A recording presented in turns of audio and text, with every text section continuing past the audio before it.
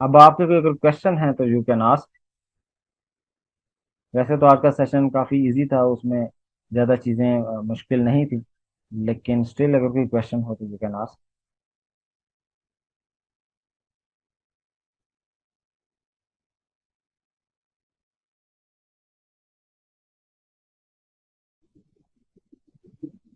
Sir ये जो डीपीकेजी का फोल्डर होता है इसमें भी हम लोग देख सकते हैं ना कि कौन कौन से पैकेजेस पड़े हुए हैं हमारे पास। हाँ जी, आप हर पैकेज मैनेजर की इंफॉर्मेशन देख सकते हैं, वो नॉर्मली अवेलेबल होते हैं आपकी उसके ऊपर। इवन कि आपका जो युबंटू है इस पे डीपी केजी भी अवेलेबल है, एपीटी भी अवेलेबल है और स्नैप भी अवेलेबल।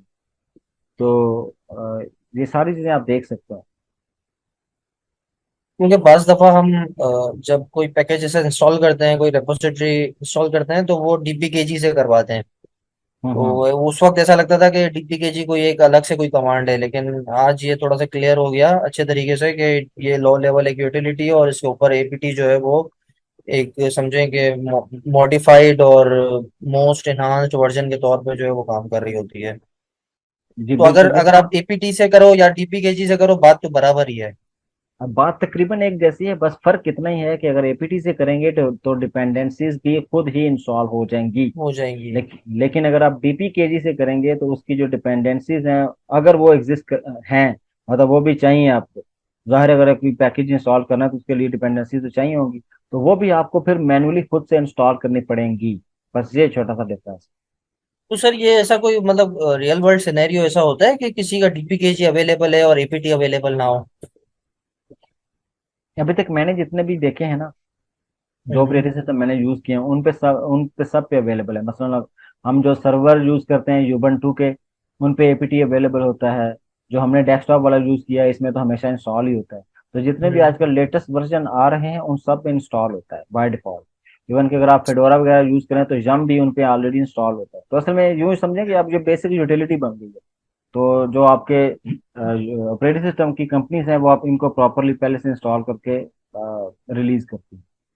तो हो सकता है कि सर जैसे बाज दफा ऐसा होता है ना कि नैनो अवेलेबल नहीं होता है या विम विम नैनो ज्यादातर अवेलेबल नहीं होता है। हाँ मतलब जी। जो एक मिनिमल मिनिमल जो सिस्टम्स होते हैं उसके अंदर नैनो अवेलेबल नहीं होता है, तो फिर आपको वो नैनो इंस्टॉल करना पड़ता है। तो वो ये भी सूडो एपीटी इंस्टॉल नैनो करना पड़ता है इस तरह से। हाँ जी बिल्कुल। एक ऐसा सिनेरियो आ सकता है कि समटाइम हमारे पास ना ऐसे, अगर आप कंटेनर्स वगैरह जिस तरह डॉकर कंटेनर्स पे काम कर रहे हाँ। हैं, तो वहाँ आपके जो लाइट वेट आपके ऑपरेटिंग सिस्टम होते हैं उनमें मे बी उसमें फिर नहीं आपके होते। जो हाई लेवल वाले अवेलेबल ना हो, तो वहाँ आपको ना ये हो, इश्यू की। बिल्कुल। हाँ जी, तो उस केस में आपको बस पता हो कि फिर मुझे इनको इंस्टॉल कैसे करना हाँ वो ये असल जो मजा आएगा ना वो ये कंटेनराइजेशन जब करेंगे और उसके अंदर जब हम वो ये जो होती है ना बिजी बॉक्स और ये जो चीजें इंस्टॉल करेंगे तो फिर आइडिया हो जाएगा इन चीजों का। है। हाँ जी, हाँ जी। और किसी बंदे का क्वेश्चन है? सर क्वेश्चन ये है कि सर वो बाकी की जो वीडियोस हैं उनको जरा पब्लिश कर दें। हाँ जी, वो मैं इंशाल्लाह उनको कर देता हूँ।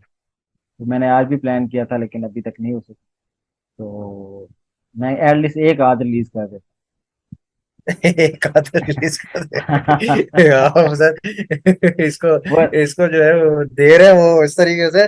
नहीं नहीं, वो असल में एक्चुअली थोड़ा सा टाइम का इशू हो रहा है। तो जिस हाँ। वजह से मैं उसकी असल में डिटेल जो इसकी होती है ना, डिस्क्रिप्शन, डिस्क्रिप्शन होती है। वो लिखने में थोड़ा सा टाइम लगता है। हालांकि वो मैं जल्दी लिख लेता हूँ, वो टूल यूज करता हूँ तो लिख देता है, लेकिन वो टूल यूज करने के लिए भी थोड़ा सा टाइम निकालना होता है, फिर उसको थोड़ा एडजस्ट भी करना होता है, इसलिए थोड़ा सा जाहिर सी टाइम बात लग है, जाता टूल है। को भी बताना पड़ता होगा ना कि इस बारे में लिखो, तो फिर वो उस बारे में लिखता ही होगा।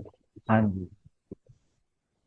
फिर पढ़ना भी होता है, उल्टा सीधा लिख दिया तो फिर सही हाँ बात है, जी उसको बिल्कुल चेक करना बिल्कुल, थोड़ा पड़ेगा। सा कई दफा करेक्ट भी करना पड़ता है, कई गो थ्रू। दफा ऐसा होता है वो थोड़ा लंबा लिख देता है और आपकी हम्म। डिस्क्रिप्शन जो है उसको फिर थोड़ा सा कट डाउन करना पड़ता है, तो ये चीज़ है। तो मैं इंशाल्लाह कोशिश करता हूँ कि उसको जल्दी से जल्दी मैं रिलीज करूँ। सही है।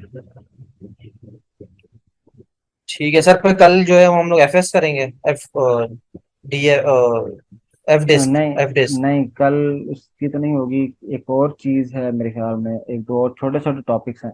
बस मैं वो चाह रहा हूँ वो ख़त्म करके फिर हम मेमोरी मैनेजमेंट पे जाएं, तो ताकि फिर हम फुल टाइम बस उस पे लगाएं और फिर आगे मूव सर करें। उसके अंदर फिर वो डिस्क अटैच करना और ये सारी चीजें सर कवर कर लेंगे ना एफ डिस्क के अंदर? उसमें देखना पड़ेगा, क्योंकि मेरे पास एक्स्ट्रा डिस्क वगैरह अवेलेबल नहीं, क्योंकि मैं तो अपनी मशीन पे लैपटॉप पे कर रहा हूँ। नहीं तो तो सर हम जो इसके अंदर नहीं बना सकते वर्चुअल मशीन के ऊपर एक डिस्क हम वो उस। बना तो सकते हैं, बिल्कुल बना सकते हाँ। हैं। हाँ, उससे कर लेंगे। हम्म। वरना एक तरीका ये होता है ना कि आप प्रॉपरली अपनी मशीन के ऊपर हाँ वो एक पूरी एक नई हार्डवेयर अटैच डिस्क करें, तो करें। वो फिर लेकिन थोड़ा ये है कि मुश्किल थोड़ा होगा। क्लियर हो जाएगा उसे ये एफ डिस्क वाला जो टॉपिक है ना, ये मैंने बाबर जहूर का भी मैंने अटेंड किया है, लेकिन मतलब जहन में नहीं रहता है, वो भूल जाता है आदमी क्योंकि वो हाँ जी, वो प्रैक्टिस ही मुश्किल है नहीं है। थोड़ा। जी, वो थोड़ा मुश्किल है। मुश्किल भी होता है, तो इसलिए थोड़ा। हाँ क्योंकि उसके अंदर वो बाज दफा ऐसी कमांड्स होती हैं कुछ के अगर आपने गलत कर दी तो आपका हार्ड ड्राइव भी जो है वो खाली हो जाती है। हाँ जी, उससे ऐसा ही। ऑपरेटिंग सिस्टम आपका चला जाता है। बिल्कुल। तो आप जो कर रहे होते हैं उससे भी हाथ होगा। बिल्कुल। उम्मीद है सर ये कि आप जो जिस तरीके से पढ़ाते हैं तो वो समझ आ जाएगा इंशाल्लाह। तो इंशाल्लाह अल्लाह बेहतर करेगा। चले हम फिर वाइंड अप करते हैं चीज़ों को। ठीक है सर, ठीक है, थैंक यू।